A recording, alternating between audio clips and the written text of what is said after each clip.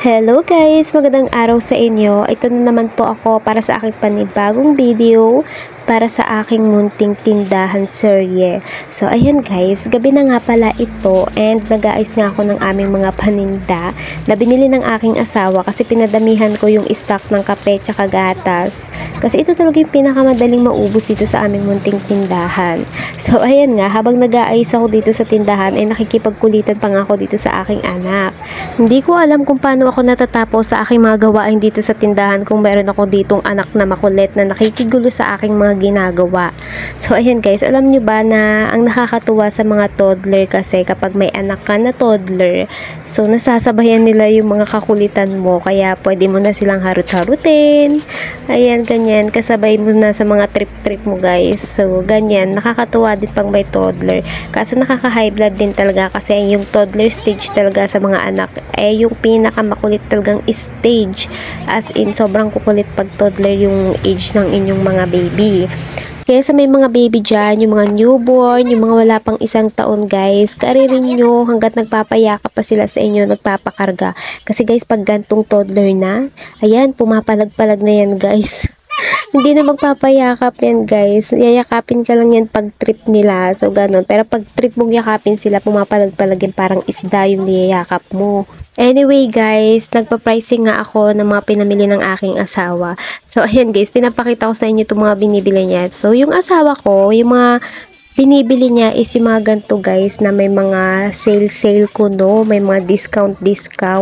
So ayan guys, so yung mga kape yan, mga kape na yan, yung may mga discount talaga yung pinipili niya pag maramihan kasi nga nakaka-save, and dyan din talaga kami mas kumikita kasi pag may mga free discount. Ayan, kasi kung bibili kami ng sa regular price nila guys is yung tubo namin minsan piso lang or wala pang piso. So, ayan guys, ganyan lang kaliit yung tubo sa mga tindahan. So, dito sa amin ha, ewan ko lang dun sa iba kasi may ibang lugar din na mahal yung mga paninda kasi sinasabayan din nila yung price doon sa lugar nila. So, kasi dito sa lugar nga namin is etong looban na to, mabababa nga yung mga pricing ng mga store. Kaya syempre, yun din yung kailangan naming sabayan. So, hindi din kami pwedeng magtaas ng price kasi kapag mataas yung price namin, sino pang bibili sa amin guys? So, syempre, dahil bagong bukas nga lang kami at gusto nga namin makilala yung aming munting tindahan, kailangan namin munang babaan yung mga price namin na sakto lang para kami yung dayuhin ng mga tao. Kapag nagtitindahan din kayo guys, lahat ng mga grocery talaga dito sa lugar nyo mapupuntahan mo, yung mga mabibilhan mo lahat ng groceries na malalaki dito kasi para mapagkumpara mo yung mga presyo na binibili mo doon sa mga ibang store. So katulad nito guys, itong pinamili ng asawa ko ay mas mababa kaysa doon sa una at pangalawang pinagbibilhan namin na grocery. So ayun guys, as in sobrang laki ng diferensya niya, tapos may mga less pa nga ito kapag na total na. So may mga pa-discount pa nga bukod dun sa product na may discount pa siya kapag marami yung pinamili niya. Unlike dun sa dalawa, walang mga pre-pre. Tapos yung pangalawa pa is as in guys, yung pinag-compare namin yung mga price nila, as in 5 pesos yung ano niya, yung lamang ba, lalo na sa mga canned goods. Grabe guys, 5 pesos. Kaya siguro yung iba na mahalan sa tinda namin na dilata. Kaya ayun guys, buti na nga lang yung mga pinamili naming dilata doon is kokonti lang. Kaya naubos din kaagad. Tapos ayun nga, binabaan na namin yung price kasi mas mababa na nga yung price dito sa binibilhan ng asawa ko. Sobrang na-shock talaga kami guys nung napagkumpara namin yung mga presyo nila. Grabe. Kaya ayun guys, dito sa pangatlong grocery na binibilhan ng asawa ko, doon na kami nag-stick talaga na mamili palagi. Kaya ayun guys, sa merong mga sari-sari store dyan, so i-check nyo mabuti yung mga presyo ng mga binibili nyo na sa bawat store or sa bawat sa mga grocery na pinapabilhan nyo, kasi para makakatipid kayo guys kaysa sa naka-stick lang kayo sa isang grocery tapos hindi nyo naman alam kung mas mura ba talaga doon or mas mataas. So ayan nga, katulad namin, nagulantang na lang kami sa price, 'di ba? Kwento ko lang din sa inyo guys, kasi one time nung bagong bukas pa nga lang kami dito, merong lalaki na bumili sa amin ng sigarilyo. So, hindi ko na sasabihin kung ano yung brand ng sigarilyo. Pero yung benta kasi namin before per kaha is 130. Tapos pagtingi is 7 pesos. Ngayon nagulat siya kasi daw, yun nga, tinanong niya yung price ng sigarilyo namin per kaha. Sabi nga namin 130. So, nagulat siya. Sabi niya, bakit daw dun sa kabila? So, kabila, yung kabilang store dito sa amin na malaki din. 110 lang daw yung per kaha. So, nagulat kami. Sabi namin nga na, yung puhunan po is 108 pesos na. Di ano pa po yung tubo namin doon? Di dos na lang, 'di ba? Dos na lang yung tubo namin pag ganun. Parang sobrang magiging malayo naman yung tubo namin dun sa per kaha tsaka per piece kapag ganun na yung naging benta namin sa sigarilyo. Kaya yung asawa ko guys, naghanap nga ng ibang bibilhan na grocery. Tapos ayun nga, itong pangatlong grocery na binilhan namin, mas mababa siya. So dati 108 point something siya. So dito sa grocery na ito is 106 point something lang siya.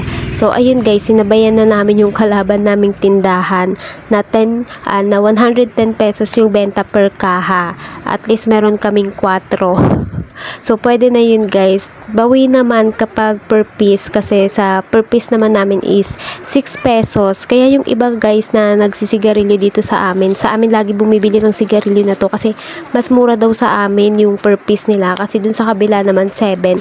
So, dun pala siya bumabawi pag per piece guys. Malaki yung kita niya sa sigarilyo na to. So, sa amin, sakto lang guys, nasa 10 pesos na yung magiging tubo namin kapag per piece na 6 pesos yung benta. Ganito talaga guys, sa larangan ng pagninegosyo, ang mahalaga itong binibenta naman natin is sarili naman nating pera, hindi naman tayo nanlamang sa kanila.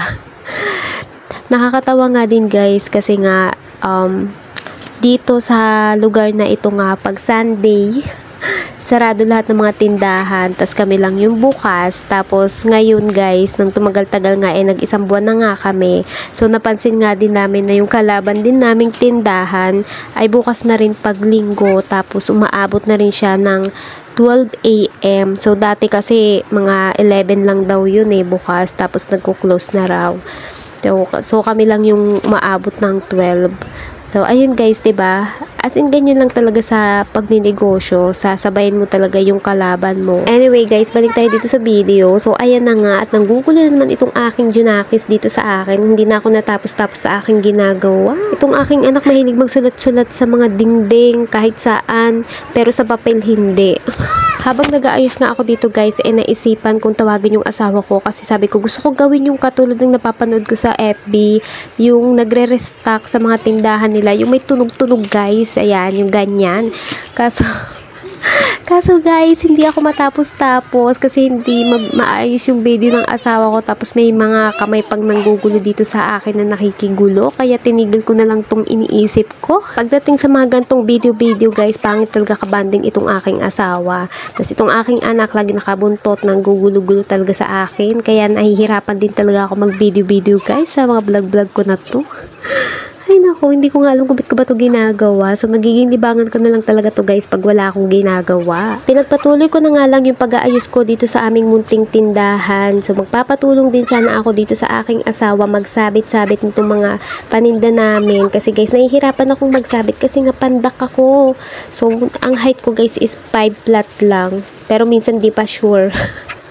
Ayan guys, sobrang taas kasi nitong sampay, nahihirapan akong isampay. Kaya ayan guys, tumutungtong pa talaga ako sa upuan para maayos ko nang mabuti itong mga paninda namin. So, ako na lang din yung nagsabit kasi papatulong nga sana ako sa asawa ko. Kasi ito, yung mga ginawa niya nung nakaraan guys, sali-saliwa. Imbes na matuwa ako dahil tinulungan ako ng asawa ko at nabawasan ang aking trabaho, na high blood lang din ulit ako kinabukasan guys nung nakita ko yung mga sinapit niya. Ito pala yung itsura ng aking asawa na nakita yung pricing niya na nauna sa bagong pricing niya ngayon. Kasi guys, yung silka din namin na orange is before is 20. Tapos ngayon nga sa bagong binila namin, yung pricing namin is 16 pesos na lang. Kasi nga, ang layo ng diferensya guys. So, nalungkot yung asawa ko dito. Sabi niya, kaya daw pala walang bumibili sa amin kasi ang mahal daw ng silka namin. Tinesting ko palang mag-video ng ganito guys. So, ayan guys, yung tunog ng parang nagre-restock ka nga dito sa iyong tindahan. So, ayan guys, tuwang-tuwa nga ako dito sa video ko na ito kasi mas okay pa siyang video na to kaysa dun sa binibideo ng asawa ko. O, diba? Ang ganda pakinggan, ang ganda ng tignan sana. Kaso nga, itong anak ko ay nanggugulo na naman sa aking ginagawa. Ang ingay-ingay pa. Kaya guys, pag nagbo-voice over ako, gusto ko talaga tahimik yung paligid ko. Sinisigurado kong tulog na yung anak ko. Kahit yung asawa ko guys, ayokong nandito kapag nagbo-voice over ako. Kasi ang gulo-gulo talaga nila kapag nandito sila. Gusto ko talaga tahimik para matiwasay kung nagagawa itong aking voice over.